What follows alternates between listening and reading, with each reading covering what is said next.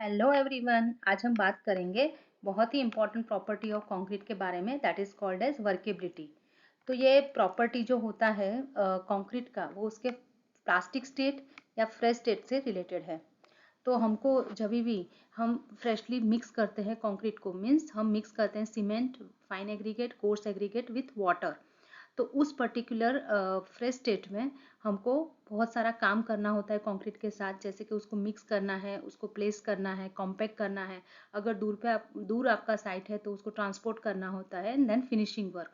तो ये जितने भी वर्क हमको करने हैं उसके दौरान वो कंक्रीट प्रॉपरली हैंडल होना चाहिए हमसे। सो वही जो टर्म है related to how it is workable, कि कितना इजीली हम उसके साथ काम कर सकते हैं, उसी रिलेटेड वर्क पर्टिकुलर टर्म को वर्केबिलिटी बोलते हैं। तो अगर हम उसको डिफाइन करना चाहे तो workability of concrete is defined as the ease and ability of the freshly mixed concrete. मतलब फ्रेशली हम जब उसको बनाते हैं तो to be placed, compacted and finished without segregation और एक्सेसिव ब्लीडिंग। मतलब सेग्रीगेशन ऑफ एग्रीगेट्स नहीं होना चाहिए, एंड पानी का ब्लीडिंग भी नहीं होना चाहिए। तो अगर हम प्रॉपरली उसको हैंडल कर पाते हैं in its fresh state, then it is called as workable concrete. So Road Research Laboratory UK, they have defined the workability as the property of concrete which determines the amount of useful internal work necessary to produce full compaction.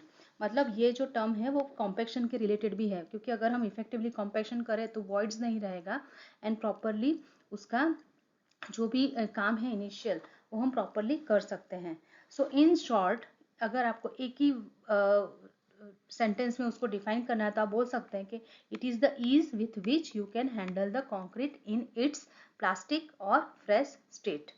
So workability is very important parameter initial state के लिए या plastic stage of concrete के लिए। So there are certain factors that affect the workability. First is water content. तो अगर पानी ज़्यादा है तो डेफिनेटली वर्केबिलिटी ज़्यादा होगा। मिक्स प्रपोर्शन, जब हम मिक्स प्रपोर्शन की बात करते हैं तो रिच मिक्स जिसमें सीमेंट का प्रपोर्शन ज़्यादा होता है as compare to your aggregate, तो वो ज़्यादा वर्केबल कॉन्क्रीट होगा। देन साइज ऑफ एग्रीगेट, बड़े साइज के अगर एग्रीगेट हम यूज़ करते हैं तो नॉर्मली वर्केबिलिटी ज़्यादा मिलता है। Then shape of the aggregate, rounded aggregate हम यूज़ करते हैं as compare to flaky aggregate, then it will give you good workable concrete. Then surface texture, वो भी बहुत ही इंपॉर्टेंट फैक्टर है कि कैसा टेक्सचर है उसका। Then grading, so well graded concrete जिसमें सभी साइज के पार्टिकल्स हमने इंक्लूड किए हैं तो वॉइड्स कम होगा। तो अगर वॉइड्स कम है तो वर्केबिलिटी हमारी प्रॉपर होगी और कॉम्पैक्शन भी पूरा मिलेगा। सो well graded concrete, well graded aggregate that are requirement to give the good workable concrete. then admixtures भी यूज कर सकते हैं, जैसे आपको पता है plasticiser, super plasticisers, they are use to increase the workability of your concrete. Then type of construction work, किस type का कंस्ट्रक्शन वर्क है, फाउंडेशन के लिए यूज़ कर रहे हो, कोई स्ट्रक्चरल एलिमेंट के लिए यूज़ कर रहे हो या पेमेंट के लिए आप यूज़ कर रहे हो, उसके अकॉर्डिंगली उसका वर्केबिलिटी आपका चेंज होगा। Then method of mixing concrete, hand mix कर रहे हो और मैकेनिकल मिक्सिंग कर रहे हो। Then extent of reinforcement, so reinforcement के साथ भी उसका प्रॉपर बॉन्डिंग हो, इसके वो भी बहुत इंपॉर्टेंट है, तो वो भी अफेक्ट करेगा वर्केबिलिटी को। Then thickness of the concrete section, so वो भी एक चीज़ है जो वर्केबिलिटी को अफेक्ट कर सकता है। देन मेथड ऑफ कॉम्पैक्शन, कैसे आप उसको कॉम्पैक्ट कर रहे हैं, फुल्ली कॉम्पैक्ट कर रहे हैं या फिर वॉइड्स रह जा रहे हैं।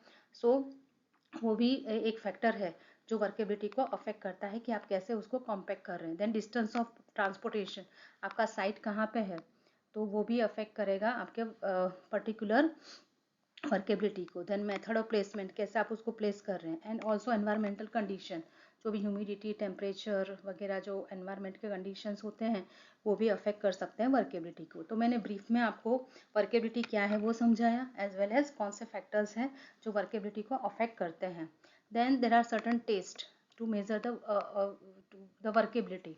सो उसमें जनरली स्लम्प टेस्ट जो है वो नॉर्मली फील्ड पे किया जाता है। देन कॉम्पैक्टिंग फैक्टर टेस्ट या compaction factor test, then flow test, then Calibol test, then VB consistometer. So these are the major tests which are conducted to know the workability of concrete. So based on the results, we have to correlate कि आपका concrete कितना workable है। तो generally there are three types of workability of the concrete. Harsh concrete, so generally harsh concrete is unworkable, तो उसके अंदर पानी का प्रोपोर्शन बहुत ही कम होता है, and you can see the segregation of all these aggregate, and ये नॉर्मली यूज़ नहीं होता है क्योंकि उसका जो वाटर सीमेंट रेशियो है बहुत ही लो होता है एंड पानी भी बहुत कम होता है, तो ये हार्श कंक्रीट होता है जिसमें बहुत सारा सेग्रीगेशन दिखने को मिलता है. So this is generally not utilise. Then medium workability concrete, so this is called as generally workable. तो ये पर्टिकुलर टाइप का जो कंक्रीट है वो नॉर्मली कंस्ट्रक्शन में यूज़ होता है, जो इजीली हैंडल हो जाता है. इजीली हम उसको मिक्स कर सकते हैं, प्लेस कर सकते हैं, कॉम्पैक्ट फिनिश एंड ट्रांसपोर्ट कर सकते हैं. तो this is the type of concrete that is generally used. And last is highly workable. इसमें बहुत ही ज़्यादा वाटर कंटेंट होता है. वाटर सीमेंट रेशियो ज़्यादा होने की वजह से ये फ्लूडिफाई फॉर्म में रहता है, और जनरली ये मास कंक्रीटिंग वर्क या सेल्फ कॉम्पैक्टिंग कंक्रीट होता है उसमें नॉर्मली यूज़ होता है. So here briefly I have given you the overview of workability. Workability क्या है, उसके कौन से फैक्टर्स हैं, एंड आपको कोई भी एग्जाम में नॉर्मली वर्केबिलिटी मेजरमेंट के टेस्ट आते हैं, तो at least slump test, then compaction factor test, and VB consistometer test अगर आपने आपके लैब में परफॉर्म किए हैं तो वो आप प्रिपेयर करके जा सकते हैं, क्योंकि this is the most important topic जो नॉर्मली एग्जाम में आता है. So prepare 1 or 2 tests to measure the workability, but at least you should know all the names of test or the measurement of workability for the concrete. I hope that ये lecture आपको useful हुआ है. तो please like करें, share with other students also, and please subscribe करें मेरी channel अगर आपने नहीं किया तो. Thank you so much.